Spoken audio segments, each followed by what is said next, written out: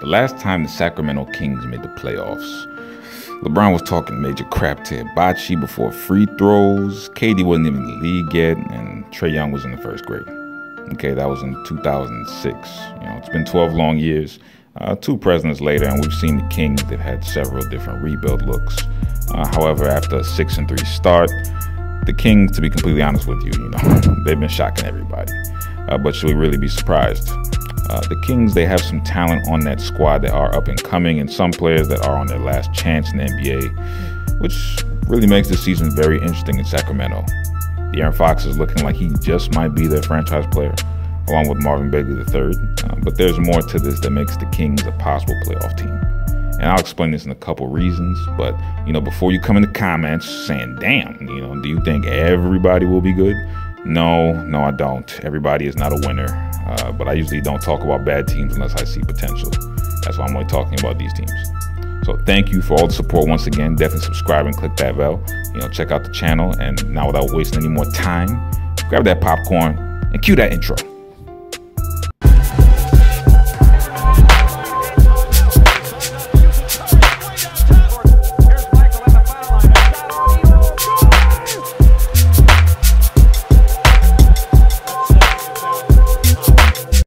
So first things first, I need to issue an apology to a Mr. De'Aaron Fox, because I originally did believe that he was the best point guard in the 2017 draft.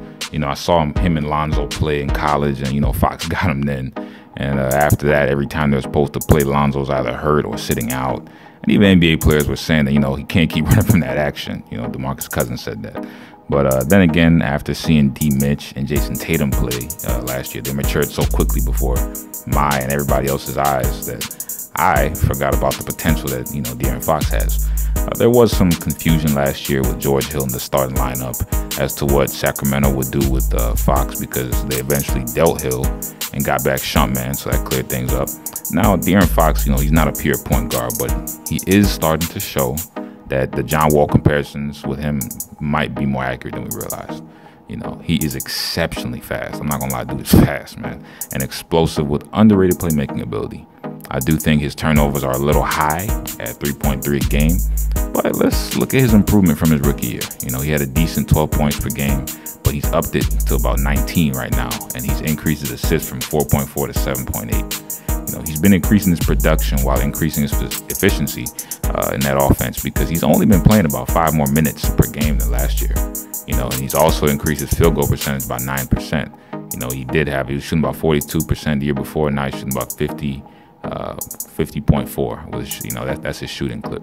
So I know these days triple doubles are like opinions, because it's like everybody has one, but he did just drop a legendary 31, 15, and 10 on 13 shots. But then again, Jokic did something nasty like that too. But De'Aaron is starting to look like a bona fide leader of this team in the future moving forward.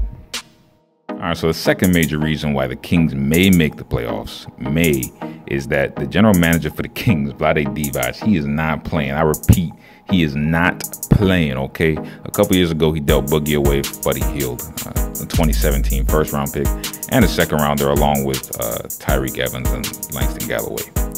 Everybody thought that Vlade was crazy, but people have to understand that geniuses are never really understood in their time. And it has been shown that role players usually make for the best GMs and coaches. Now, Vlade stated that during the trade when it went down, he quoted, "Winning begins with culture, and character matters. With the upcoming draft set to be one of the strongest in the decade, this trade will allow us to build the depth needed for a talented and developing roster moving forward." End quotes. Now, those were shots, major shots to Boogie, basically saying that our goal is to win, and we will look for our star in the 2017 draft and moving forward. In the 2017 draft, the Kings went all in, having 4 first-round picks, choosing Swiper at 5, Zach Collins at 10, Justin Jackson at 15, and Harry Giles at 20.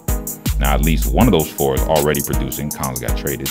And if Giles and Jackson don't work out to be good role players or better, they can deal them away or release them. Now, in the 2018 draft, the Kings selected Marvin Bagley III, a.k.a. MB3, with the number 2 pick, who I personally believe is a lot like KD. In the 2018, draft, it was a similar situation to the 2007 one, where a big-time center goes number 1, and a do-it-all offensive forward goes number 2. So who knows? We might have a similar situation to Kevin Durant and Greg Oden. This leads me to my next point with the Kings, which is personnel. For my final point, why they might make the playoffs, is that Sacramento is laced with young players who have such a high ceiling. To name a few, we're going to go with Swiper, MB3, and even Harry Giles, who was the #2 ranked player in the country in high school with a class that included Jason Tatum.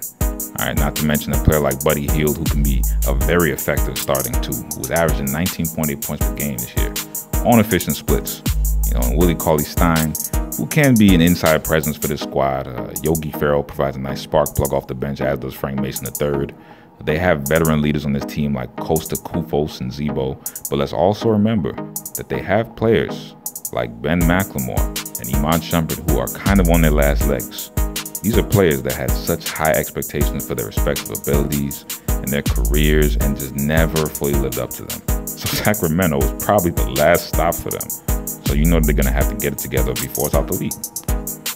What I see the Kings establishing now is basically a better run version of what OKC had when they first acquired Russ and James.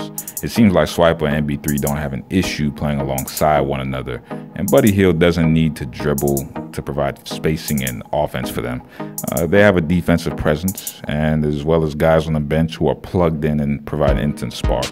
While nothing is guaranteed, I do believe that we are seeing a contending, not a dynasty, a contending team in the making in Sacramento. I'm not a fan, but growing up, I do remember when the Kings had C-Webb and Mike Bibby and the boys and were making deep playoff runs and had a questionable call in 2002 with the Lakers, but those days are long gone. And it's looking like Vlade is going to make people eat their words about his boogie trade. He's creating a culture, and that takes time and discipline. Just imagine being with a beautiful girl who doesn't respect you enough to respect the rules that you have for her. If she doesn't respect you as a man, you just have to give her her walking papers. And that's what Vlade did to Demarcus and his antics. Gave Boogie those walking papers and said, God bless. So some of y'all brothers need to learn from Vlade, Well, I know this is a pretty bold take and it's early on in the season. Once again, just thank you for the support and all the love. Check the description for updates on the next video and release date. Don't forget to subscribe and click that bell for more content.